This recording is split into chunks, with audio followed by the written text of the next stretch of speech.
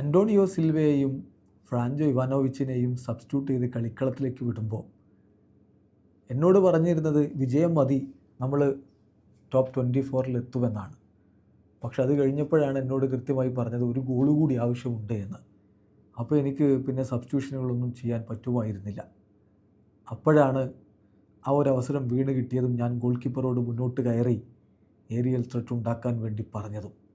Jose Mourinho കൃത്യമായിട്ട് തൻ്റെ തന്ത്രങ്ങൾ പുറത്തു പറയുകയാണ് എന്താണ് സംഭവിച്ചത് എന്ന്. റയൽ മാഡ്രിഡിനെ പരാജയപ്പെടുത്തിയെന്ന് മാത്രമല്ല 4-2 പരാജയപ്പെടുത്തി. 29-ാം സ്ഥാനത്തുണ്ടായിരുന്ന ബെൻഫിക്ക 24-ാം സ്ഥാനത്തേക്കെത്തി യുവേഫ ചാമ്പ്യൻസ് ലീഗിൻ്റെ പ്ലേ ഓഫിലേക്ക് യോഗ്യത നേടുമ്പോൾ ആ യോഗ്യത കൊണ്ടുവന്ന ഗോള് നേടിയത് ഗോൾ കീപ്പറാണ് എന്ന കാര്യം ശ്രദ്ധിക്കുക.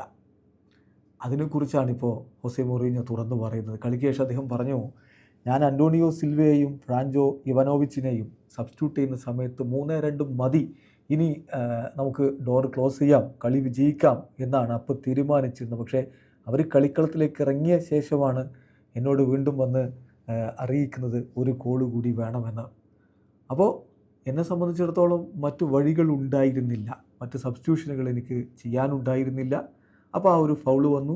അത് വന്നപ്പോൾ ഞാൻ ട്രൂബിനോട് പറഞ്ഞു മുന്നോട്ട് കയറ് എന്ന് പറഞ്ഞു.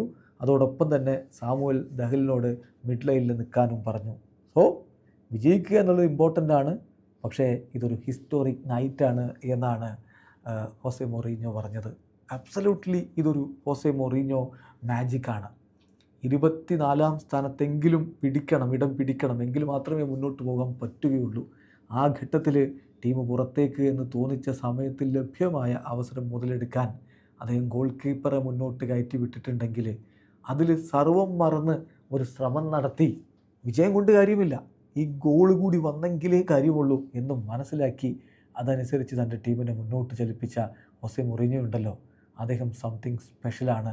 നമ്മൾ കണ്ടത് മൊറീഞ്ഞോ മാജിക്കാണ്. അതിൻ്റെ ഫലമായിട്ട് സംഭവിച്ചതോ റയൽ മാഡ്രിഡ് കളിക്ക് ഇറങ്ങുമ്പോൾ 3-ാം സ്ഥാനത്താണ്. അവർ ടോപ്പ് 8 ഉറപ്പിക്കാൻ ഒരു വിജയം മതി, വലിയ മാർജിനൊന്നും വേണ്ട. പക്ഷേ പരാജയപ്പെടുന്നു, 9-ാം സ്ഥാനത്തേക്ക് വീണു പോകുന്നു. ഇനിയിപ്പോൾ പ്ലേ ഓഫ് കളിച്ച് വേണം മുന്നോട്ട് പോകാൻ. യെസ്, മൊറീഞ്ഞോയോട് ആരും കളിക്കേണ്ടതില്ല.